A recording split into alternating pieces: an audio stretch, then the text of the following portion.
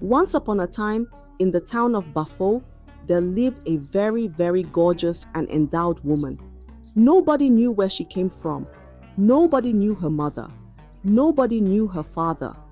She had no family, no past, no story. But the moment men set eyes on her, they forgot to ask questions. Her name was Kemi, and Kemi was beautiful. Her skin glowed like the morning sun. Her eyes sparkled like the stars. When she walked, it was like the wind carried her, smooth, silent, magical. But it was not just her beauty that made men stop and stare. It was the waist bead around her hips. The bead jingled softly as she walked. A sound so sweet, so tempting, it made men's hearts beat faster. They didn't know why, but something about that bead made them feel things they couldn't explain. The men of Bafo whispered about her. "Who is she?" they asked. "Where did she come from?" But no one had an answer. The only thing they knew was this: Kemi did not belong to anyone. She was not married. She had no family. She had no friends. She simply walked through the market every day, her waist bead singing its quiet song, her body swaying like a gentle river. And the men, they wanted her. They followed her with their eyes. They fought among themselves to get her attention. They spent their money just to impress her. And Kemi noticed. She smiled at them. She let them talk to her. She let them take her out, spend their riches on her. But she had one rule. Whenever they want to have something together, she never lets them touch her waist bead, not to talk of taking it off. She always insists that they do it with her waist bead on. "Why?" they asked. Kemi would smile, her fingers brushing their cheeks. "Because it makes me sweeter," she whispered. And the men, they believed her. They didn't ask questions. They didn't think twice. Because once a man got close to Kemi, his mind no longer worked the way it should. And that was their mistake. They followed blindly, not knowing that they were walking straight into their own destruction. Tali was the first man that walked right into her trap. Tali was the richest trader in Bafo. He owned the biggest shops. His warehouses were filled with gold, spices, and fine fabrics from faraway lands. When he walked through the market, people stepped aside. When he spoke, men listened. When he spent money, it flowed like a river. But the day he saw Kemi, all his riches meant nothing. She walked past his shop, her waist bead jingling softly. Tali's eyes followed her. His heart pounded. His hands trembled. He had never seen a woman so beautiful. Never in his life. "I must have her," he whispered. That night, he sent gifts to her house. Gold, fine clothes, perfumes that smelled like heaven. But Kemi sent them back. The next day, he sent more. And the next. And the next. Still, Kemi refused. Tali could not sleep. He could not eat. His mind was filled with her smile, her voice, the way her waist bead moved when she walked. So he went to her himself. "Kemi," he said, standing before her, "I will give you anything. Just be mine." Kemi tilted her head, her lips curling into a small smile. "Anything?" she asked. "Anything," Tali promised. Kemi took his hand, her fingers soft like silk. "Then take me home." Tali's heart raced. His hands shook. He led her to his mansion, a house bigger than any in Bafo. That night, they lay together, the moonlight shining through the windows. Tali reached for her waist bead, his fingers brushing against it. The beads were cool, smooth, and they gave off a strange energy he could not explain. "Take it off," he whispered. Kemi smiled, her eyes shining in the dim light. "No," she said softly. "It makes me sweeter and more fun to handle." Tali, lost in desire, did not question her. He pulled her closer and they got intimate, blinded by the fire in his heart. And that was the last night he would ever sleep in that house. The next morning, disaster struck. Tali's biggest warehouse caught fire. The flames roared like an angry beast, swallowing everything: his gold, his fabrics, his spices. The smoke curled into the sky, black and thick, as if the heavens were mourning his loss. People ran, water was thrown, but nothing could save it. By evening, his empire was gone. Tali stood in front of the ashes, his mouth open, his mind blank. "How?" he cried, but the misfortune did not stop. That night, a terrible storm came. The wind howled like a spirit seeking revenge. Lightning flashed. The rain poured. And before morning, Tali's grand mansion, the same house where he had held Kimi, collapsed under the weight of the storm. By the next day, he had nothing left. And just when he thought things couldn't get worse, his wife packed her things and left, taking their children with her. "Everything I built, gone," Tali whispered, his voice hollow. 2 weeks later, the great Tali, the richest trader in Bafo, was seen sitting in the marketplace with dust on his clothes, his hands outstretched, begging for food. People passed him, shaking their heads. "How did this happen?" they whispered. Tali himself did not know, but Kemi knew. She walked through the market, her waist bead jingling softly, and more men looked at her. More men wanted her. And just like Tali, they had no idea what was coming. Next was King Okoli, the ruler of Bafo town. His name was feared, his voice was law. He had wives, many wives. He had servants who ran at his command. His warriors were strong, his enemies trembled before him. He had everything until he saw Kemi. That day, he sat on his golden throne, watching the dancers perform in the palace courtyard. Then she walked in, Kemi. The air changed, the drums slowed. The king's eyes locked on her, and in that moment, nothing else mattered. "Who is she?" he asked. "She is Kemi, my king," a servant replied. "She has no family, no history, but every man in Bafo desires her." King Okoli stroked his beard. "Then I must have her." And as a king, he always got what he wanted. That evening, his messengers went to Kemi. They carried gifts, gold, fine silks, jewels from distant lands. But Kemi did not even look at them. "Tell the king," she said, her voice like honey, "if he wants me, he must come himself." No woman had ever spoken such words to the king. But instead of anger, King Okoli felt something else. He felt hunger. That night, the palace doors opened and the king himself walked into Kemi's small home. The richest, most powerful man in Bafo stood before the woman with no past. "Kemi," he said, "come to my palace." Kemi smiled. "Only if you ask me with your heart, not your power." The king had never begged before, but for Kemi, he did. And so, she followed him to the palace. That night, under the golden roof of the king's chambers, Kemi lay beside the king. The fire burned low, casting shadows on the walls. King Okoli reached for her waist, his fingers brushing against the cool beads. "Take it off," he said. Kemi's lips curled into a smile. "No," she whispered. "It makes everything sweeter. The sound, the feel, it makes the moment unforgettable." The king, lost in his own desire, did not argue. He did not question. He only pulled her close, his mind full of nothing but her. Then he slept with her that night, and that was his downfall. 7 days passed. On the 8th day, the palace changed. The king's chiefs, his closest men, turned against him. They gathered in secret, whispering. The king has lost his power, they said.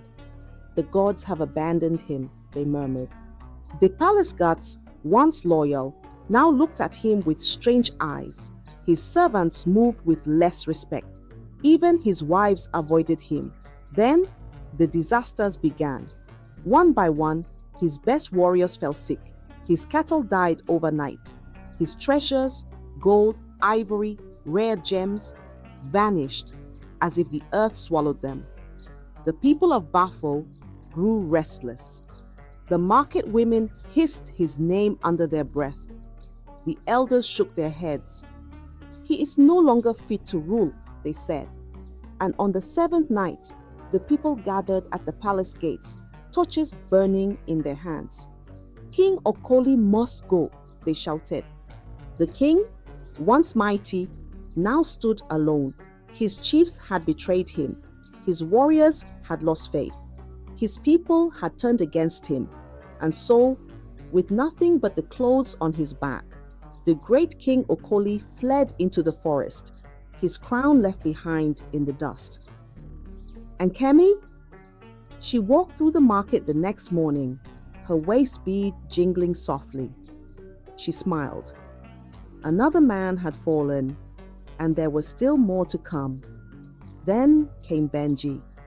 Benji was a man blessed by the gods. He was young, smart, and richer than men twice his age. While others struggled to count their coins, Benji counted stacks of money in his bank office. He had a beautiful wife, the kind that turned heads when she walked. His children were bright and full of laughter. His house was big, with marble floors and servants who bowed when he entered. Everything was perfect, until he saw Kimi. That day, Benji was in the marketplace, his mind on business. Then, a soft jingling sound touched his ears. He turned, and there she was, Kemi. Her waist bead glowed under the afternoon sun, her skin smooth like fresh palm oil, her eyes deep and dark like the river at night. Benji forgot everything: his wife, his children, his business. He only saw her. He followed her, his heart racing. Kimi, he said, blocking her path, I must have you. Kimi smiled. Must? She asked, tilting her head. Benji swallowed hard. Please, he whispered. I will do anything. Kimi looked at him for a long moment. Then she touched his hand. Then come, she said. That night, Benji lay beside her, his fingers trailing over her soft skin. He reached for her waist, feeling the smooth beads under his palm. Why don't you take it off? He asked. Kimi smiled, her voice as sweet as ripe mango. No, she whispered. It makes me sweeter. Benji did not argue. He was too lost in her to care.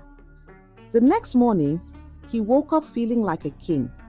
He kissed Kemi's lips, dressed quickly, and rushed to his bank. His heart was light. His mind was full of dreams. But the moment he stepped into his office, everything changed. His boss stood waiting, his face dark like a storm.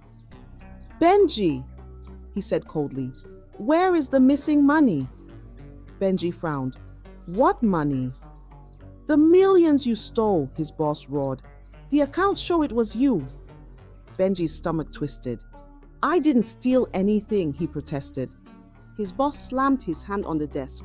Get out, he barked. You are fired, and I hope the Lord deals with you. Before Benji could speak, two guards grabbed his arms and dragged him out of the bank. People watched, whispering, Benji, the banker, a thief?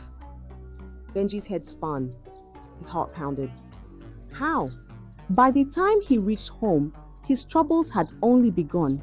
His wife stood by the door, a letter in her hand. A letter that told her everything. The missing money, the accusations, the shame. She looked at him, tears in her eyes. Benji, she whispered, tell me it's not true. Benji reached for her, but she stepped back. I don't know who you are anymore, she said, her voice breaking. I cannot raise my children with a thief. She picked up her bags. She called the children. She left. Just like that. Benji stood in his empty house, his mind blank, his heart shattered. 1 week ago, he had everything. Now, he had nothing, and he never understood why. But Kemi knew. She walked through the marketplace, her waist bead jingling softly, and another man watched her, his eyes hungry. And Kemi smiled. It was his turn next. Bafo was no longer the town it used to be. The men were falling, one by one. Some lost their wealth overnight, their riches vanishing like smoke in the wind. Some lost their families, watching helplessly as their wives packed their things and left without looking back. Some went mad, running through the streets with wild eyes, speaking to the air, laughing at things no one else could see. And at the center of it all was Kemi. Her waist beads still jingled as she walked through the marketplace. Her smile was still sweet, her beauty still untouched. But behind her smile, there was something else. Power. 17 men had been with her. 17 men had fallen. The people of Bafo whispered in fear. It is bad luck, they said. It is the gods, others murmured. But no one knew the truth. The women of Bafo, seeing how men worshipped Kemi, started wearing waist beads too. They walked through the market, their beads clinking softly, hoping to turn heads like she did, hoping to hold the same power over men. But nothing changed. Their beads were just beads. Their beauty was just beauty. Only Kemi's waist bead carried the secret. Only Kemi had the power to take, to drain, to destroy. And still, the men of Bafo did not learn. They saw what happened to others, but they told themselves, it will not happen to me. They watched Tali go from the richest man to a beggar, yet they did not turn away. They saw King Okoli, the mighty king, chased into the forest with nothing but rags on his back, yet they still desired her. They saw Benji lose everything in 1 week, yet they still chased after her, smiling, begging, willing to risk it all. Because when Kemi walked past, when her waist bead jingled, when she looked at a man and smiled, his fate was sealed. And still, she was not done. Because the next man she would meet would change everything. And the next was Boma. Boma was not like the others. He was a man without shame, without guilt, without fear. He had married 15 wives, and all 15 had left him. Why? Because they caught him with other women, and Boma did not care.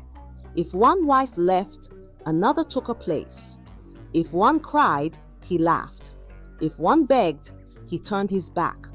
Women were nothing to him. And when he saw Kemi, he did not chase her like the others. He did not send gifts. He did not waste his money. He watched her. He studied her. He waited. Then, when he was ready, he walked up to her in the market, his voice deep and steady. I want you, he said. Kemi smiled, tilting her head like she always did. Then have me, she said, running her fingers along his arm. Boma smirked. He had won, or so he thought. That night, in his house, Kemi lay beside him, her soft skin glowing under the candlelight. Boma ran his hands over her body. He was a man who had been with many women, but none like her. There was something different, something powerful. Then he felt it. The waist bead, smooth, cold, strange. He frowned. His fingers traced over it again. Take it off, he ordered. Kemi's lips curled into a knowing smile. No, she whispered, her voice as sweet as honey. It makes me sweeter. Boma pulled back. He was not like the others. He was not blinded by desire.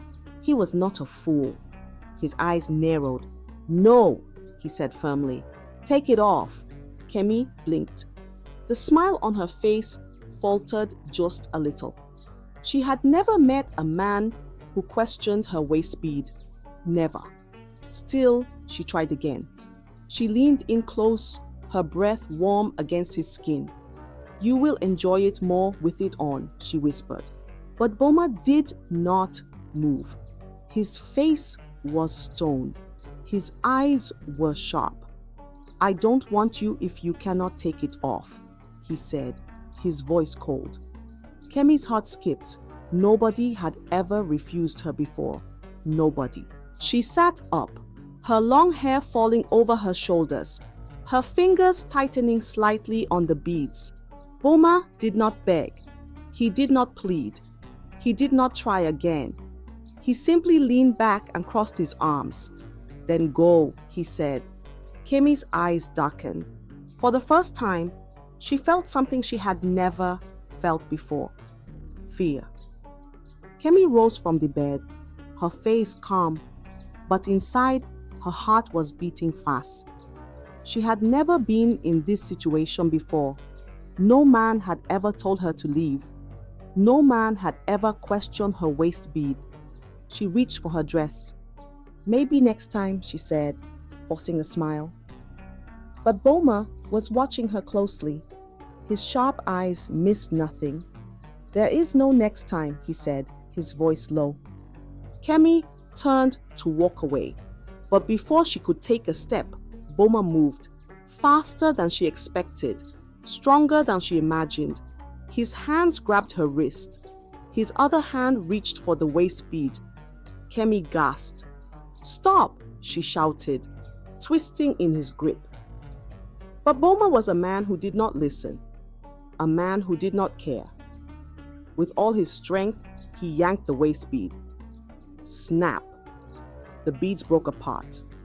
A terrible scream tore through the night. Kemi's body jerked. Her eyes widened in horror. She clutched her stomach, her fingers digging into her skin. Something was happening. Something was wrong. Her breath came out in short, sharp gasps. Her legs shook. Her skin felt like fire, like something inside her was burning, twisting, breaking. Then she ran. Out of the house, out of the streets. She ran naked, her screams waking the whole town. Doors flew open. Men, women, children. Everyone rushed outside, their eyes wide with shock. "Kemi?" someone gasped. They had never seen her like this. Never seen her afraid. Never seen her weak. She ran past them, her hair wild, her body shaking, her hands clawing at her skin. "She's mad!" a woman shouted. "Something has happened!" another cried. Boma stood in his doorway, watching. He held the broken beads in his hand, his fingers curled around them. His face was calm, but his mind was turning. He had broken something, something important, and whatever power Kemi had before, it was gone. Kemi ran through the streets, her feet bare, her body shaking. Her screams echoed through the town, waking every soul in Bafo. People rushed after her, their eyes wide with shock. "Kemi," a woman called, "cover yourself." Another woman grabbed a wrapper, trying to wrap it around her nakedness, but Kemi slapped it away. Her body twisted, her hands pulled at her hair. Her mouth opened wide, but the words that came out were not her own. It was as if something inside her had been waiting to speak. And now, the truth spilled out. "I was nothing," Kemi wailed, her voice raw. "I was a poor girl, a hungry girl.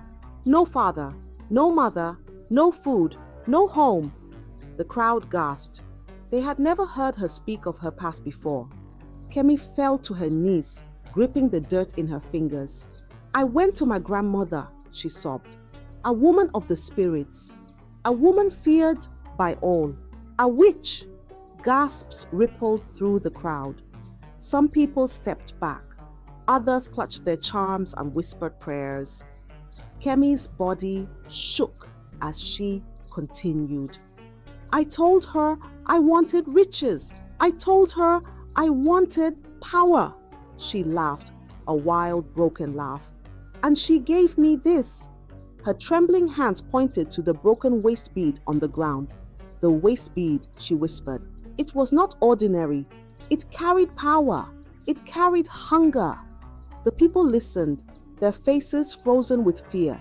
My grandmother told me, Kemi continued, her voice cracking, that for every man who lay with me, I would take his fortune, his blessings, his strength. Tears streamed down her face. 21 men, she sobbed. I needed 21 men. Then my power would be complete. Then I would be the richest woman in the world. She lifted her head, her eyes filled with madness. But Boma, her voice trembled. Boma was supposed to be the last. He was number 21. She gripped her stomach, her fingers pressing into her skin as if trying to hold something inside. But he broke the beads, she cried. He ruined everything. My power is gone. Gone. By dawn, she was given her normal dress. The people of Bafo stared at her in horror. Now, they understood. Now, they knew why their men had fallen. Now, they saw the curse that had been among them all this time, and their fear turned to anger. The town square was silent. The people of Bafo stood in a circle around Kemi, their faces dark with anger. Their fathers, their brothers, their husbands. Kemi had destroyed them all. She knelt in the dirt, her once beautiful body covered in dust and shame. Her eyes darted around, searching for mercy, but there was none. The people had listened to her confession. They had heard every word. And now, there was only one thing left to do. A woman picked up a stone. You ruined my husband, she whispered. She threw the stone. It hit Kemi's arm. A man picked up another. You made my brother mad, he said. He threw his stone. It hit her back. One by one, they picked up stones. One by one, they threw. Kemi screamed. She begged. She wept. But the people did not stop. Stone after stone struck her. Her arms, her legs, her face. She fell to the ground, her body shaking, her voice growing weaker. The pain was too much. The weight of her sins was too heavy. Her cries faded, her body stilled, and Kemi was no more. The town of Bafo stood over her lifeless form. The waist bead, broken, lay beside her, its power gone forever. Justice had been served, but something was still wrong. Because even as Kemi's body grew cold, the people felt no peace. Something was missing. Something had not returned. And deep inside, they knew this was not the end. Kemi was gone. But the town did not celebrate. There was no joy, no relief, no peace.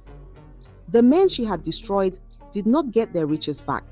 Tali, the great trader, still sat in the marketplace with dust on his clothes, begging for food. King Okoli, the mighty king, still wandered the forest, his crown lost forever. Benji, the young banker, still had no wife, no job, no name. The people of Bafo waited. Maybe the gods would restore what was lost. Maybe, now that Kemi was dead, things would go back to how they were before. But days passed, weeks passed, and nothing changed. The curse did not leave with Kemi. The men who had fallen remained fallen. The wealth that had vanished never returned. Only one thing remained, her story. The people of Bafo whispered it to their children. They told it to their daughters as a warning.